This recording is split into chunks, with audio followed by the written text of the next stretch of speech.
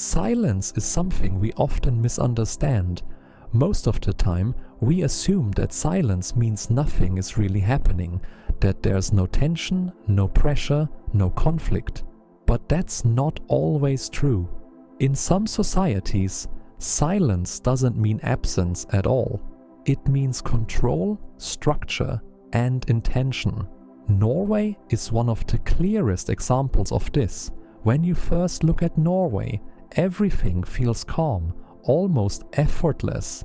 The streets are quiet, the cities feel organized, and people don't really interrupt each other or raise their voices. For visitors, this calm feels peaceful. For outsiders, it can even feel ideal. But this kind of quiet doesn't happen by chance. It's slowly built into everyday life. In many parts of the world, silence exists because people are afraid. Afraid of authority, afraid of being judged, afraid of consequences. In Norway, silence exists for a very different reason: comfort. And comfort changes human behavior in a way fear never really can. When systems work properly, when institutions are trusted, and when life feels stable and predictable, people stop fighting for attention.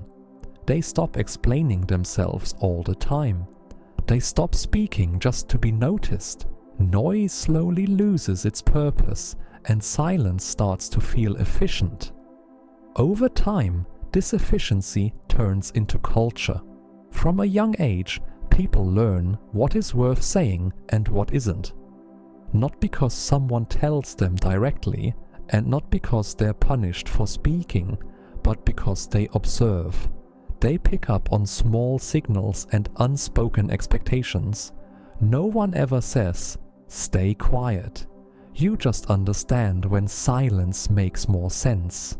Eventually, silence stops feeling like a choice. It starts to feel like maturity, like intelligence, like responsibility. Speaking less becomes a sign of control, and control becomes a form of respect. From the outside, this looks impressive. A society that works without chaos, without constant arguments, without emotional extremes. But when silence becomes normal, it also carries weight. When quiet is the default, expressing emotion takes effort. You're free to speak, but you're expected to be thoughtful and measured. This creates a culture built on restraint. People listen more than they talk. They respond instead of reacting. They avoid unnecessary conflict. Trust grows in this kind of environment, but at the same time, a certain distance grows too. Norway's silence isn't about hiding problems. It's about managing life with as little friction as possible. Peace is maintained not through force, but through routine, discipline, and shared understanding. And for the most part, it works very well. So the real question isn't whether this kind of silence is good or bad. The deeper question is what happens to a person when silence surrounds them for so long that it begins to shape how they think, how they speak, and how they express themselves.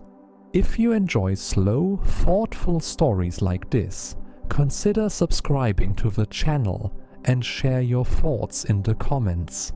Is silence a form of peace or a quiet form of control?